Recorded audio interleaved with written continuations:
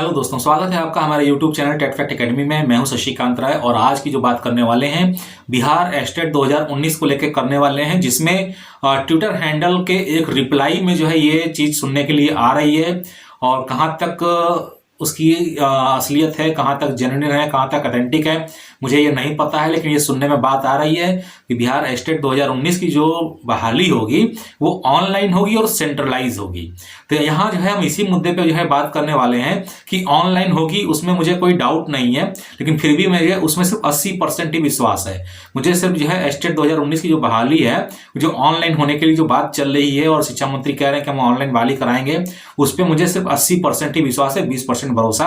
नहीं है, क्योंकि एक बहुत ही पेचीदा मतलब वो तरीका है, इतना आसान नहीं है कि वो ऑनलाइन कर लें। ठीक है। और दूसरी चीज ये है कि यहां पर जो बात चल रही है सेंट्रलाइज करने के लिए, तो सेंट्रलाइज वाले में जो पेज है वो भी जो है ऑनलाइन जो आवेदन लिए जाएंगे वो भी एक पेज ही है। क्योंकि यहां पर देखिए सबसे बड़ी चीज है कि आप यहाँ पे बहाली को समझिए कि बहाली की जो प्रक्रिया है उसके जो टेक्निकल इश्यूज होते हैं वो क्या होते हैं।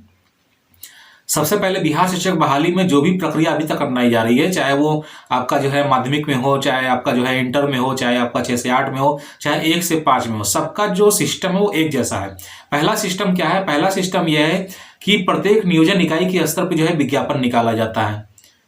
ठीक है। प्रत्येक नियोजन इकाई के स्तर पर जो विज्ञापन निकाला जाता है, चाहे वो 1 से 5 का हो, चाहे 6 से 8 का हो, चाहे हाई स्कूल का हो, चाहे इंटर का हो। ये सबसे बड़ी प्रॉब्लम है। तो ये प्रॉब्लम जो है कैसे दूर होगी? क्योंकि जो आपकी जो ये जो बिहार स्टेट की जो वैकेंसी है, जो 25-26 हजार जो सीटें बताई जा रही हैं, सब्जेक्ट वाइज बताई जा रही हैं, ये जो है मतलब एक जगह केंद्रित नहीं है, सेंट्रलाइज नहीं है। ये अलग अलग नियोजन इकाई में अलग अलग जिलों की हैं और इनमें भी अभी जो है आरक्षण रोस्टर का पालन किया जाएगा और ये बताया जाएगा कि किस रिजर्वेशन कैटेगरी में कितनी सीटें हैं, ये भी अभी डिफाइन नहीं किया गया है। तो कहने का मतलब है कि ये भर्ती ऑनलाइन हो सकती है, लेकिन ऑनलाइन तरीके में किस तरीके से ये भर्ती लेंगे, ये सबसे बड़ा मुद्दा है कि आवेदन जो है किस तरीके से लेंगे। क्या नियोजन इकाई के स्तर पे लेंगे या सीधे सीधे जो है सेंट्रलाइज स्तर पे लेंगे? और सेंट्रलाइज स्तर पे लेंगे तो यहाँ पे एक बात और ये उठ के सामने आती है कि क्या बिहार एस्टेट 2019 की जो बहाली है वो टीईटी मेरिट पे होगी कि एकेडमिक मेरिट पे होगी? तो यहाँ पे ये भी एक मुद्दा बन जाता है, क्योंकि टीईटी मेरिट पर बहाली होना और एकेडमिक मेरिट पर बहाली होना, इसमें जो है बहुत बड़ा जो है ये फर्क है कि अगर आप जो है टीईटी मेरिट पे बहाली करवाते हैं तब तो इस बहाली को सेंट्रलाइज करना बहुत आसान हो जाएगा, क्योंकि सारा डाटा पहले से मौजूद है सिर्फ टीईटी मेरिट अंकों के आधार पे। और उसके बाद जो कुछ कंडीशंस थी एज वगैरह को लेकर के, उसके जो नियम बताए गए हैं विज्ञापन में, उसको फॉलो करते हुए ज्वाइनिंग लेटर दे दिया जाएगा कि आप इस नियोजन इकाई में जाइए, आपकी मेरिट ये बन रही है, इसके हिसाब से आप ज्वाइन कर लीजिए। ठीक है। और अगर एकेडमिक मेरिट के आधार पर होता है तो फिर यहाँ पे जो है मैटर थोड़ा सा जो है उलझ सकता है, क्योंकि एकेडमिक मेरिट में थोड़ा सा दिक्कत ये हो जाती है कि यहाँ पर एकेडमिक मेरिट जब आती है बात, तो जो मेरिट अंक बनते हैं फिर वहां अभ्यर्थियों के हाथ में चीजें चली जाती हैं और उसमें पॉइंट वगैरह भी कुछ भी फर्क पड़ता है। तो अभ्यर्थी क्या करते हैं कि वहां पे जो है आपसे जो है सिलेक्शन मांगेंगे। सिलेक्शन का मतलब ऑप्शन मांगेंगे कि मुझे जो है ये जिला नियोजन इकाई में जो है नौकरी चाहिए। बात आप मेरी समझ रहे ना कि मतलब अभ्यर्थी क्या करेगा, वहां पे जो है ऑप्शन मांगेगा कि मैं आपके हिसाब से नहीं जाऊंगा, मुझे जो है ये ऑप्शन दिया जाए जिला में जो है बैठने के लिए।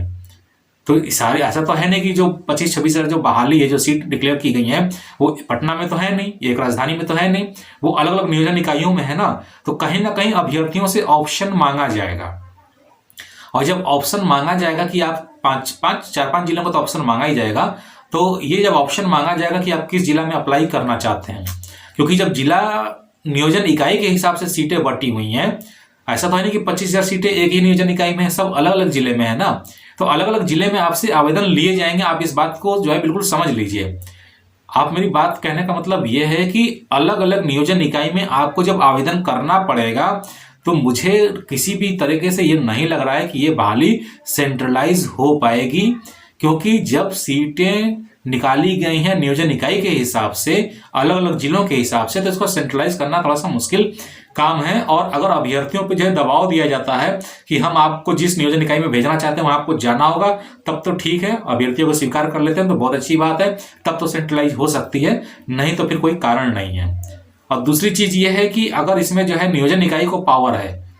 बिहार शिक्षा जो अधिनियम है, जो 2020 जो नई नियमावली है, अगर उसमें पंचायत या नियोजन इकाइयों को पावर दिया गया है विज्ञापन को निकालने का, तो ये बिल्कुल आप जान लीजिए कि अगर विज्ञापन जो है नियोजन इकाई के माध्यम से निकाला जाएगा, यानी कि बिहार शिक्षा विभाग के माध्यम से नहीं,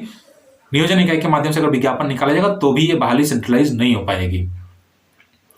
तो कुल मिला जुला करके मुझे जहां तक लग रहा है, मेरा जो अनुमान है लगभग 99% संभावना यही है कि ये बहाली अभी आपको जो है बरगलाई जा रही है। ये ना तो ऑनलाइन होने वाली है और ना ही ये सेंट्रलाइज होने वाली है। अगर ये ऑनलाइन होनी होती या सेंट्रलाइज होनी होती, जो 30,000 जो इससे पहले की जो बहाली थी माध्यमिक और जो उच्च माध्यमिक के हो रही थी, उसको भी वो आसानी से कर सकते थे। लेकिन आपका जो फॉर्मेट है, जो प्रारूप है, उसमें कोई डिफरेंसेस नहीं है, ठीक है, कोई डिफरेंसेस नहीं है। और अभी तक एनआईसी के पास, यानी कि बिहार शिक्षा विभाग के लिए जो सॉफ्टवेयर जो तैयार किए जाते हैं, जो वेबसाइट तैयार कराई जाती है, अभी तक कोई ऐसी वेबसाइट नहीं बनाई है कि अलग अलग नियोजन इकाई के हिसाब से आप आवेदन कर सकें एक ही वेब पेज पे और उसको जो है फिल्टर कर सकें, यानी कि अपने ऑप्शन भी वहां जिला वाइज दे सकें। और ये भी उसमें देखना होगा कि आपकी सीटें वहां जिला में उस नियोजन इकाई में हैं कि नहीं है। ये सारी चीजें संभावनाएं हैं, ये अनुमान है, ये प्रकार का जो है एक तरीके से रहस्य की बात है कि जो 26,000 सीटें हैं उनका कैटेगरी वाइज, अभ्यर्थियों की कैटेगरी वाइज जो है पासिंग जो रिजल्ट है वो क्या है, नंबर क्या है, और उसके साथ ही जो सीट है वो आरक्षण वाइज जो सीट है, कैटेगरी वाइज जो रोस्टर है वो क्या है, ये अभी तक सरकार ने बताया नहीं है। और खाली ट्वीट का रिप्लाई कर दिया है कि ऑनलाइन होगा और सेंट्रलाइज होगा। तो ये बातें मेरे समझ से परे हैं। आप इन सारी बातों को समझिएगा, मेरे वीडियो को जो है दिमाग में रखिएगा और देखिएगा आने वाले समय में आपके सामने क्या क्या चीजें सामने आती हैं। इससे पहले मैंने अभी वीडियो बनाया था कि पहला चरण है कि 7वां चरण है, तो ये बिल्कुल जो है जो फ्रेश बहाली है, तो ये बिल्कुल ये पहला चरण है। 7वां चरण कह के कि इस बहाली को लटकाने की कोशिश की जा रही है। तो मुझे यही कहना था कि आप इनके झांसे में मत आइए, आप इनके ऊपर सिर्फ दबाव बनाइए, सोशल मीडिया के माध्यम से दबाव बनाइए या वहां पे जो है बात करिए, धरना प्रदर्शन करिए, कुछ भी करिए, मतलब एक सोशल मीडिया, एक सामाजिक दबाव बनाने का जो है प्रयास किया जाए सोशल मीडिया के माध्यम से कि इस बहाली को होली के तुरंत बाद शुरू किया जा सके। अगर ये होली के बाद ये शुरू नहीं होती है और हम लोग सिर्फ इंतजार करते रहेंगे कि 94,000 का बहाली हो जाए, फिर वो जो 30,000 वाला जो ब्लाइंड केस वाला वो बहाली हो जाए, उसके बाद ये हो, तो भैया 2 साल से कम नहीं लगेगा। 2 साल आराम से इसमें जो है बीत जाएंगे और आपको जो है 2 साल इंतजार करना है तो फिर बैठ के करिए। और इसमें जो है इस 2 साल के इंतजार में बिहार स्टेट 2019 जो पास अभ्यर्थी हैं, बहुत लोगों की एज भी चली जाएगी तो वो भी बाहर हो जाएंगे, तो मतलब कुछ अभ्यर्थी तो अपने आप ही बाहर हो जाएंगे। तो कहने का मतलब यह है कि हम लोग को एक